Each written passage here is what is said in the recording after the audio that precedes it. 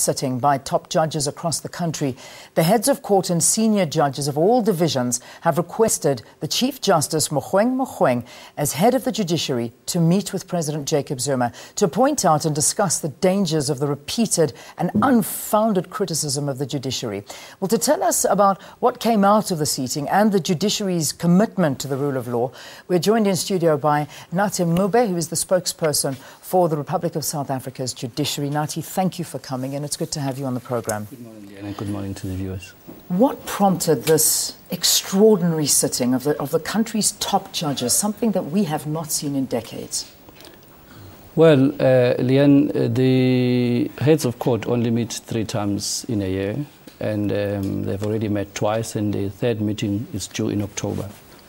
But of course, when certain remarks and comments were made in the media, the heads of court decided that there was a need for them to meet to discuss, amongst other things, the court operations, but also to discuss these negative comments that have been made in the public space about the judiciary and the way that they go about performing their judicial functions. Yeah. So they felt that there is a need to discuss that, and that was discussed yesterday. What they came to discuss, as I said, was those things. But the conclusion at the end was that there is indeed a need, one, to go out and inform the public that the judiciary is resolute and steadfast in continuing to perform their judicial functions in the manner that they have been doing. But also to, encourage the members of the public at large to respect the rule of law, because that is very important. The courts are there so that when there are disputes amongst the people, between the people and the state and other sectors in the society, there is a need that they go to the place where they know that where their cases will be dealt with impartially. So when criticism is leveled against the judiciary to the effect that they might be seen not to be impartial, it is important that those matters are addressed, and they are addressed as a matter of urgency. When you talk about some of the comments that you've been hearing coming through the media, are you referring to comments from those that have come from Bladen Zamande as well as Gwede Mantashe? Are these the comments that you're referring to? Look, the judiciary is not really concerned about any particular individual, but generally there have been concerns that have been raised, whether legitimately or not, by certain sections of the society, and they felt that there is a need that those criticism and allegations be dealt with immediately. And those were discussed yesterday. As I said, what they came what they concluded rather was that there is a need maybe to take the matter further, to engage with the head of state, so that these issues, if there are really concerns about the way that the judiciary is performing its duties, that they are discussed in a very amicable way. Is this the first time that the judiciary have requested a meeting with President Jacob Zuma or any sitting president of this kind?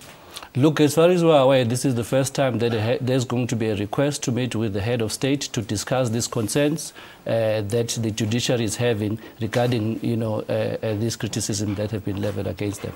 But also, as I said earlier, what the judiciary was saying is that if indeed there is evidence of impropriety by some of the judges, there is a need to, one, to complain to the JCC, which is the Judicial Conduct Committee, that will deal with those complaints. But it is rather unfair that, comments and complaints are leveled, and serious allegations rather are made against the judiciary in a public space without having followed other channels of dealing with those complaints. One of the concerns that was raised, and certainly one of those I imagine that has led to a position, because there's been obviously a few instances that has led up to here, but certainly the ruling on President Omar al-Bashir is one of those that has been mentioned.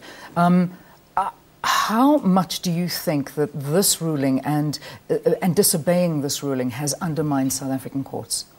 Well, it is important first to mention, Diane, that the judiciary is of the view that generally the court orders have been respected and obeyed by the government. It could very well be that at the lower levels of the government there have been instances where court orders have not been obeyed. But in particular, this matter that you have referred to, I think the North Gauteng High Court has dealt with it in detail.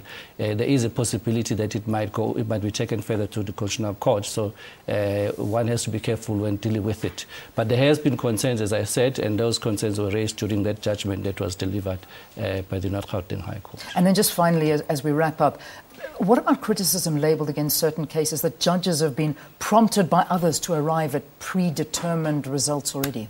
Yes, it is for that reason that both the Chief Justice and the Deputy Chief Justice, when they addressed the media yesterday, tried to reassure the members of the public that there is never a point where judges collectively take a decision to say this is how we are going to deal with these particular cases in case they come before us.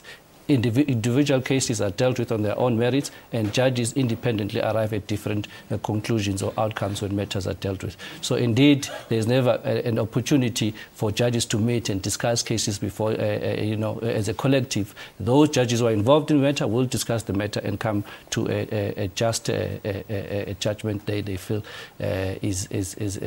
should be delivered in that particular case. Thank you for joining us here on the program. Nathi Mncube, spokesperson for the Republic of South Africa's Judiciary. The response, and we're running this in the story, is that the presidency is not immediately going to reply to the Chief Justice Mogoeng Mogoeng's dismissal of allegations that the judiciary operates under influence until he has seen everything, and then an official response and correspondence with him has been had. All right, let's take a let's quick before we take a break.